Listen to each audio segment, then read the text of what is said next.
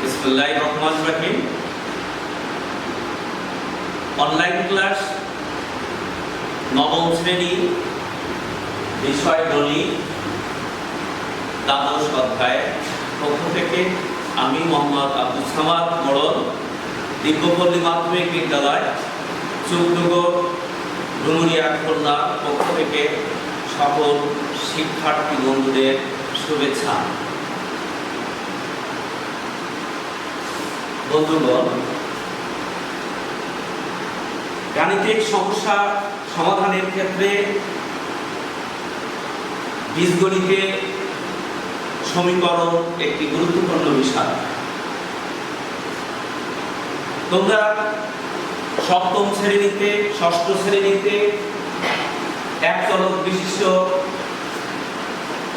সমীকরণ প্রতিষ্ঠা সমাধান শিখেছ এবং পরবর্তীতে অষ্টম শ্রেণীতে দুই চলক বিশিষ্ট সরল সমীকরণ এবং সরল সমীকরণের জোড় সমাধান করতে শিখেছ। এই সমাধানগুলো তোমরা প্রতিস্থাপন, অপনয়ন এবং লেখচিত্রের মাধ্যমে সমাধান করেছ।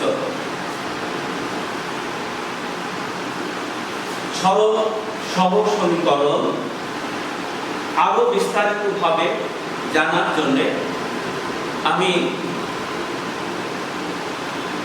তোমাদের কিছু সমীকরণ দেখাবো। তার আগে তোমাদের কাছে প্রশ্ন করে জানতে চাই যে সরল সমীকরণ কাকে বলে? হ্যাঁ, ঠিক বলেছ। সরল সমীকরণ এমন দুইটি সরল সমীকরণ যাদেরকে আমরা একত্রে উপস্থাপন করি এবং এই সমীকরণ দুইটির মধ্যে একটি সাধারণ বৈশিষ্ট্য বিদ্যমান থাকে। কোনো কোনো ক্ষেত্রে আমরা এই ধরনের সমীকরণকে একত্রে, দুইটি সমীকরণকে একত্রে সমীকরণ জোড় বলে থাকি। অষ্টম শ্রেণীতে আমরা যে সমাধান করেছি সে সমাধানের ভিতরে ছিল প্রতিস্থাপন পদ্ধতি, অপনয়ন পদ্ধতি এবং লেখচিত্রের মাধ্যমে সমাধান। কিন্তু আমরা আজ এই সমীকরণ দুইটিকে, অর্থাৎ সমীকরণ জোটে আরো সম্প্রসারিত কিছু কথাবার্তা এবং বিষয় নিয়ে আলোচনা করব। প্রথমে আমরা একটি সমীকরণ বিবেচনা করি।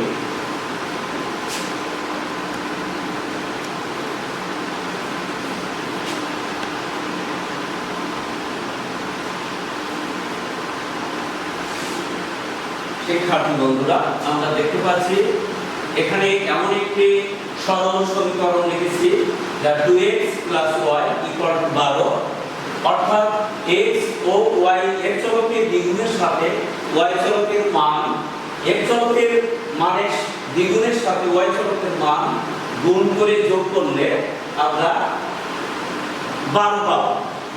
অর্থাৎ x ও y এর নির্দিষ্ট মানের জন্য সমীকরণটি সিদ্ধ হবে।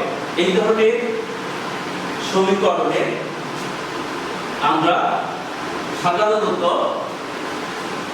সরল সমীকরণ বলি। এই ধরনের সরল সমীকরণ আমরা যেভাবে সমাধান করি তা আরো স্পষ্ট করছি একটি ছকের মাধ্যমে।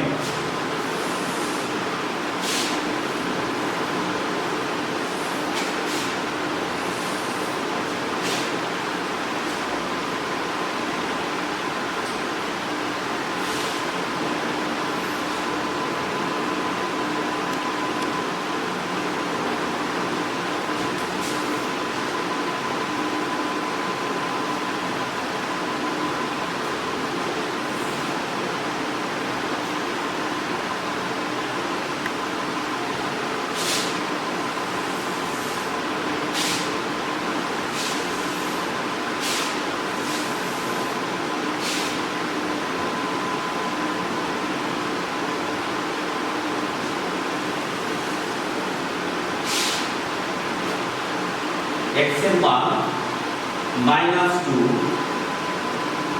নিলে x এর মান -2 নিলে বাম পক্ষ হয় 2 ইনটু -2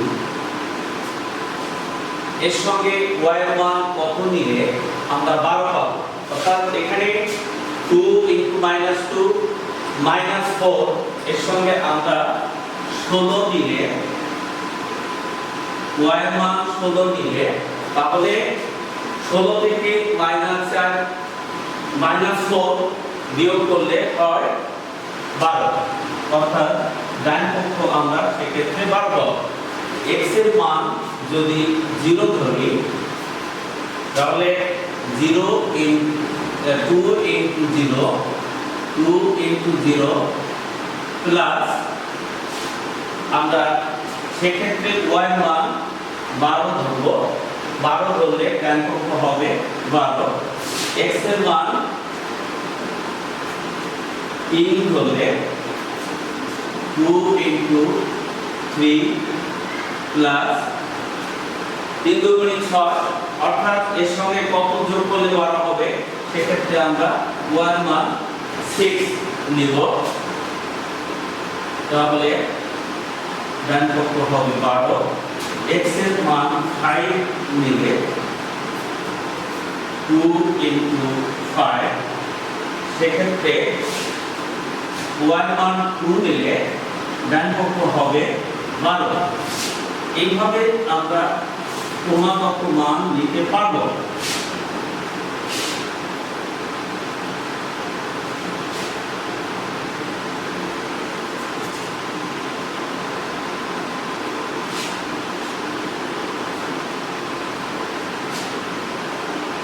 শিক্ষার্থী বন্ধুগণ, আমরা 2x y 12 সরল সমীকরণের সমাধান দেখলাম।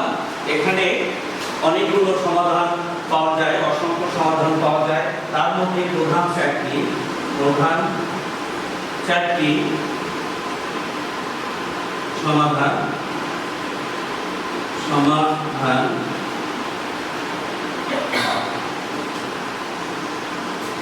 -2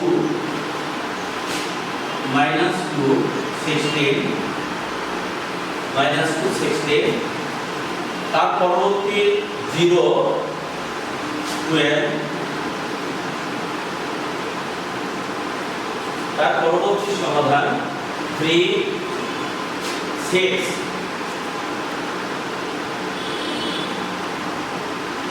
তার পরবর্তী সমাধান 5 2। আমরা আরেকটি সরল সমীকরণ x - y = 3 নিই এবং সেক্ষেত্রে আমরা অনুরূপভাবে x এর মান -2 বসালে y এর মান দাঁড়ায় -5, অর্থাৎ -2 -5 ডান পক্ষ হয় 3। x এর মান যদি আমরা -3 নিই তাহলে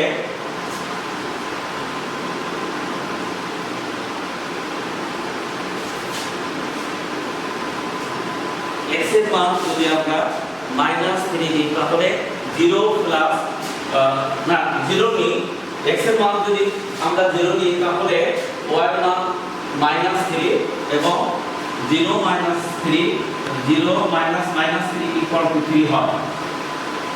x এর মান এখন আমরা ধারাবাহিকভাবে আমরা নিব 3, x এর মান যদি 3 নিই তাহলে y এর মান x এর মান যদি আমরা 3 নিই তাহলে y এর মান নেব 0, x এর মান 3 তাহলে y এর মান 0, সেক্ষেত্রে মান হবে 3, ডান পক্ষ হবে 3। x এর মান 5 নিলে আমরা x এর মান 5 নিলে y এর মান পাবো 2, y এর মান 2 নিলে 5 থেকে 2 বিয়োগ করলে হয় 3, x এর অর্থাৎ 5 - 2 = 3। এক্ষেত্রে আমরা অসংখ্য সমাধান পাচ্ছি। তার মধ্যে প্রধান চারটি সমাধান।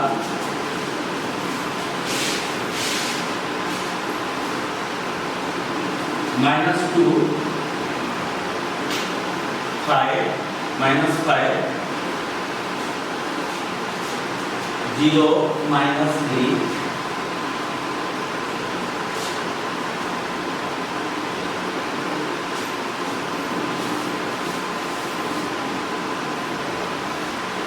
3 0 3 0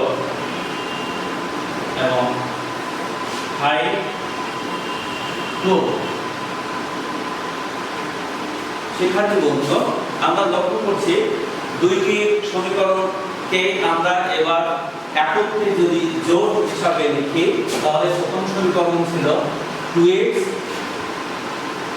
plus y equal to 2x plus y equal to 12 এবং দ্বিতীয়টি x minus y equal to 3।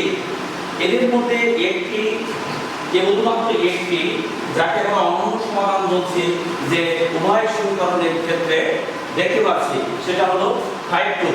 অর্থাৎ এই ধরনের সমীকরণকে আমরা যদি জোট হিসাবে লিখি তাহলে উক্ত সমীকরণ জোটের সমাধান হবে x, y equal to 5 2, যা একটি অনন্য সমাধান। এখন শিক্ষার্থী বন্ধুগণ, আমরা দুই চলক বিশিষ্ট সরল সমীকরণ জোটের সমাধান যোগ্যতা নিয়ে আলোচনা করব।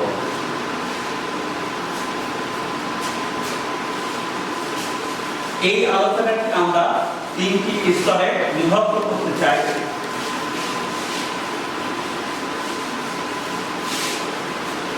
এক নম্বরে আমরা আলোচনায় বলবো যে এই সমীকরণ আলোচিত যে সমীকরণ দুইটি সেটা ছিল 2x plus y equal to 12 এবং x minus y equal to 3। এই দুটি সমীকরণের আমরা লক্ষ্য করেছি এর একটি সমাধান ছিল 5 2, যা ছিল অনন্য সমাধান।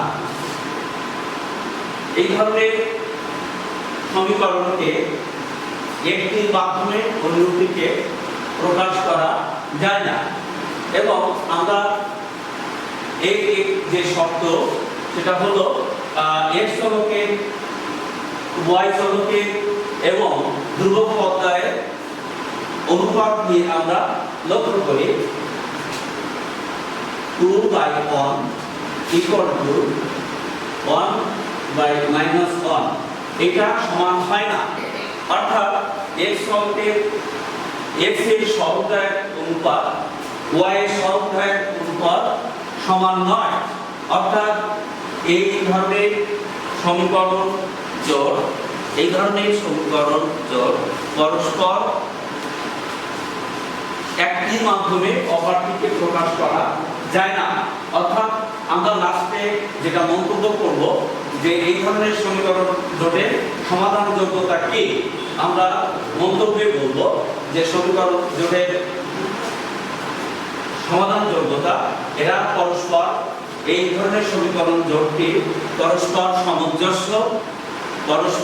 সামঞ্জস্য, অনির্ভরশীল এবং এদের একটি মাত্র সমাধান আছে, যেটা আমরা একটু আগেই লক্ষ্য করলাম সমীকরণ জোট থেকে যে অনন্য সমাধানকে 5 2 ছিল। 2 নম্বর সমাধান যোগ্যতা।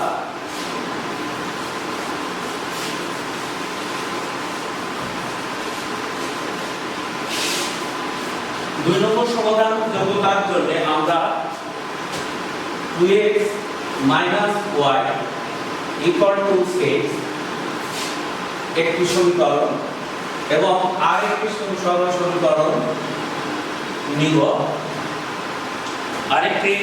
সমীকরণ নিব, সেটা হচ্ছে 4x minus 2y equal to 12। এটাকে আমরা 2 নম্বর ধরলাম। একটি সমীকরণ জোট এই সমীকরণ জোটের এক নম্বরকে আমরা 2 দ্বারা গুণ করে 2 নম্বর সমীকরণ পাচ্ছি এবং 2 নম্বর সমীকরণের উভয় পক্ষে যদি আমরা 2 দ্বারা ভাগ করি তাহলে 1 নম্বর সমীকরণ পাই। এই ধরনের সমীকরণ আমরা দেখতে পাচ্ছি যে একটির মাধ্যমে অপরটি প্রকাশ করা যায়, অর্থাৎ এরা সামঞ্জস্য এবং পরস্পর নির্ভরশীল।